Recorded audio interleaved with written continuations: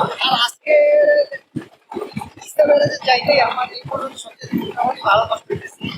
এতগুলো গাড়ি এরা নষ্ট না মোহাম্মদ রবিউল ইসলাম। আমি আবার ইউটিউবে ভিডিও বানাই তো।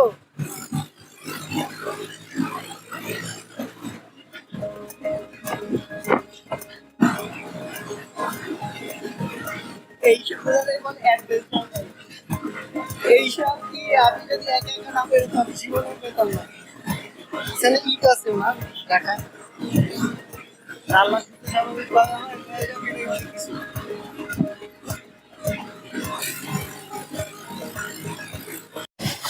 তো ভিউয়ার্স আমি আছি এখন সোনালিকা, কিন্তু আল্লাহর মতে দুপুরবেলা খাবার খাওয়া হয়ে গেছে। এখন এসে পড়ছি কি যেন বড় থানা কি যেন বলে, 5-7 কিলোমিটার। আমি 10 টাকা আমার লাগছে এখানে আসতে। এখান থেকে 2.5 কিলোমিটার হচ্ছে আপনাদের তিস্তা ব্রিজ। আমি ভাবছিলাম যে আজকে চলে যাব তিস্তা পার হয়ে এইদিকে, মাঝখানে একজনের দাওয়াত দিয়ে ফেলছে। এখন আর আপনার ভাইয়ের তো দাওয়াত না ফালানোর যত পারে চেষ্টা করে আর কি,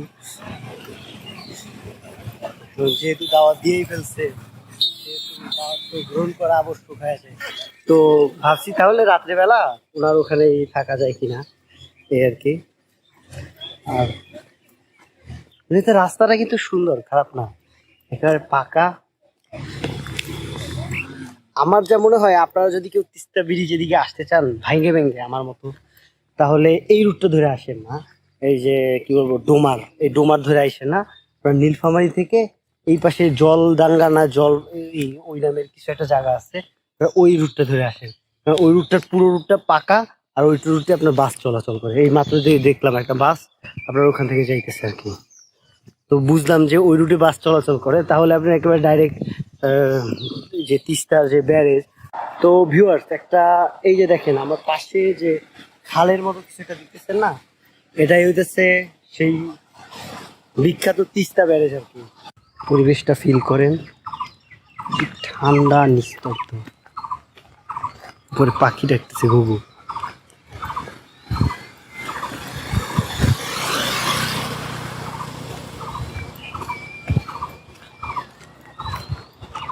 গাড়িগুলো না গেলে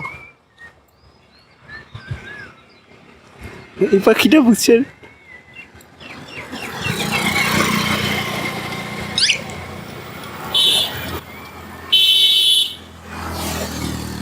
ও নসের পাখি। আঙ্কেল মাত্র শীষ কি আপনি বাজাইছিলেন? হ্যাঁ আপনি তো বাজাইছেন। আমি ভাবছিলাম পাখি ডাকতেছে।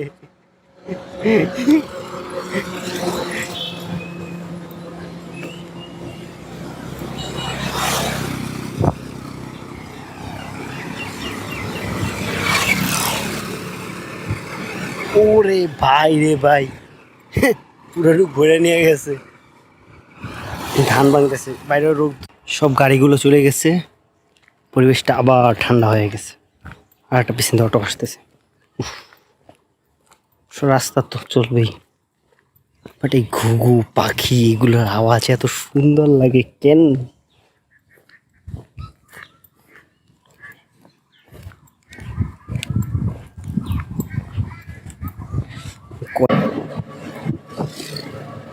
আমরা তার মানে লালমনিরহাটের ভিতরে ঢুকে গেলাম।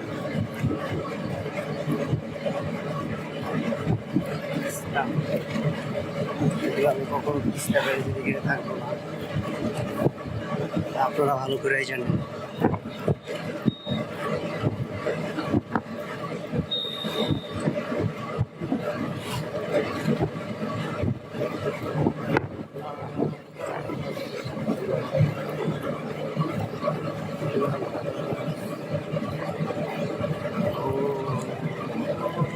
ও যে তিস্তা ব্যারেজ দেখা যাইতেছে, দেখা যাইতেছে, মাশাআল্লাহ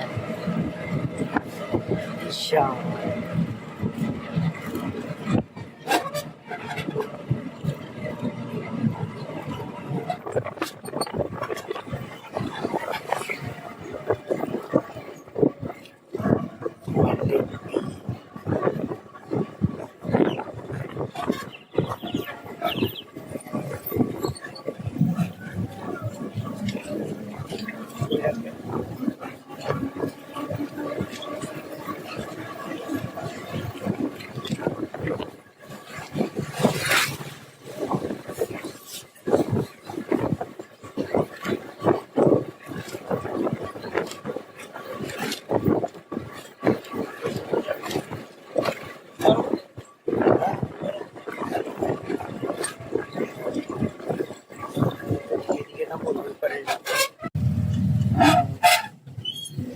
ওই পায়ে নামাই দিলে তো 10 টাকা দিতে হবে। ঠিক আছে, আমার টাকা নেট শর্ট আছে, এই কেটে নামে দিলে। তো ভিউয়ার্স, অবশেষে আমরা এসে পড়েছি সুবিশাল তিস্তা বেড়েছে। এই পানির আওয়াজ শোনা যাইতেছে, দেখেন কি পরিমাণ পানি যাইতেছে।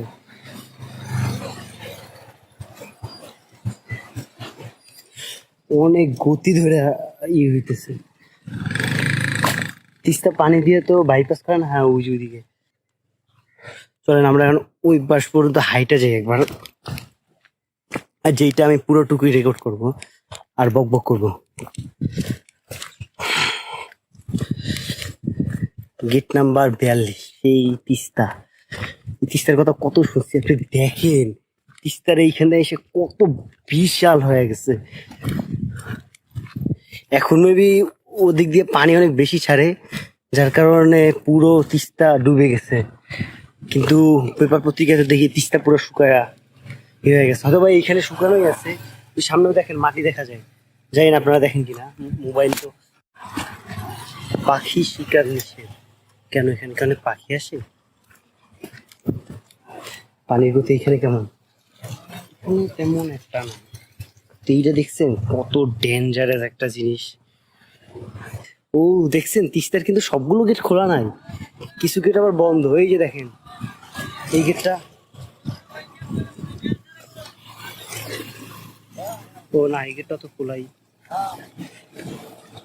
তো এই গেটটা এমন কেন দেখেন।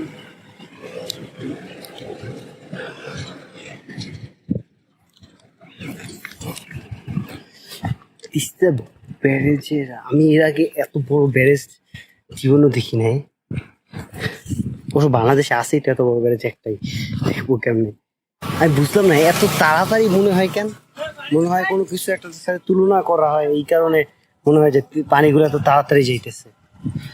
দেখেন মনে হয় কত তাড়াতাড়ি যাইতেছে। আমার সব ভয় লাগে, যদিও এটা অনেক শক্ত, বাট তাও এই মোবাইলটার কিছু হলে আপনাদেরকে ভিডিও দিব কিভাবে। আরো প্রায় 12টা জেলার মতো বাকি আছে।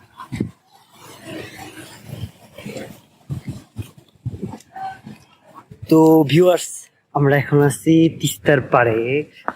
ওই সময় তিস্তার পাড়েই ছিলাম, কিন্তু এখন তিস্তার এই পাড়ে এই জায়গাটা দিয়ে একটা দারুণ ভিউ পাওয়া যায়। মানে পুরো তিস্তার একটা ভিউ পাওয়া যায়, আর সাথে কপাল ভালো একটা হলুদ রঙের নৌকা আছে, যার মাধ্যমে আমরা অনেকগুলো সুন্দর সুন্দর ছবি তুলছি, দেখতে পারেন চাইলে। একটু পরে এগুলো সব একসাথে দেখানো হবে। মানে এত সুন্দর লাগে, যদিও এখানে অনেকগুলো ইস বসায় জায়গাটা নষ্ট করে ফেলছে। যাই হোক, তাও বসার এটা দিতে দেখি আমরা আজকে এখানে বসতে পারতেছি। বসতে কই মাটির বালুর মধ্যে বসতে পারতাম। তো এখন হাইটে হাইটে আবার ওই পাশে যাব, যেহেতু আজকে একজন দাওয়াত দিছে, আর দাওয়াত তো মিস করা যায় না। তো এখন না গেলেও একটু আস্তে আস্তে যাবো, সন্ধ্যার দিকে হয়তো বা যাবো। আর আস্তে আস্তে এটার উপর দিয়ে অনেকগুলো ছবি টবি তুলবো, আর যেগুলোও আপনাদেরকে এক এক করে দেখানো হবে। এই যে আমার পাশে যে খালটা দেখতেছেন না, এটা হচ্ছে তিস্তা যে সেচ প্রকল্পের যে খালটা, ওই খালটা। এটা অনেক দূরে গেছে। আমি একটু আগে ভেবে বলছিলাম আমার পাশে যারা টাকা গেছে ওটা তিস্তা উঠান, তিস্তা খাল না, তিস্তা খাল মূলত এইটা। আর ওইদিকে দেশে তিস্তা খালের যে ম্যানেজ করার যে জায়গাটা, মানে যেখানে বালি টালি জমে এবং পরবর্তীতে ওগুলো সরাই ফেলায়, ওগুলো সরাই সরাই এই যে এদিকে এনে সেল করে।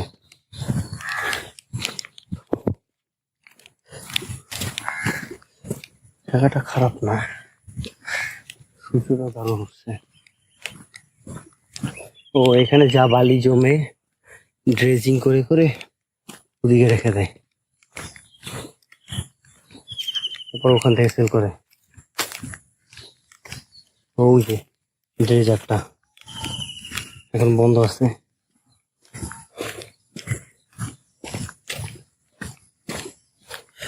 আমি একটা কুল পরিবেশ দিয়ে রেখেছি, পুরা ঠান্ডা, মানে একটা চুল পরিমাণ শব্দ নাই এখানে।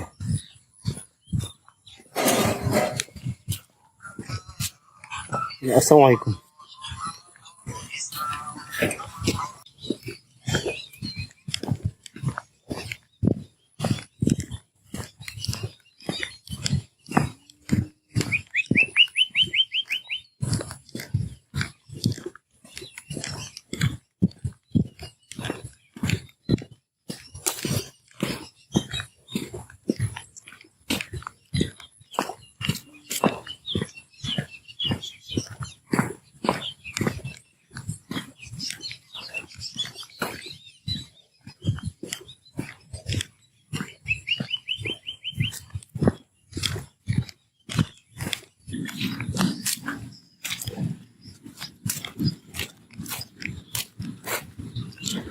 ও এইখানে এসে আবার তিস্তার পানি প্রায় শেষ অবস্থায়, পুরো চর পড়ে রয়েছে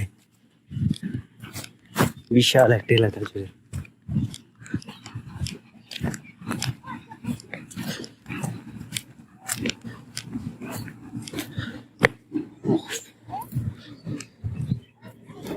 আই থিঙ্ক এটা হইতেছে তিস্তার সেই জায়গাটা যেগুলো টিভিতে দেখি। This is Teesta.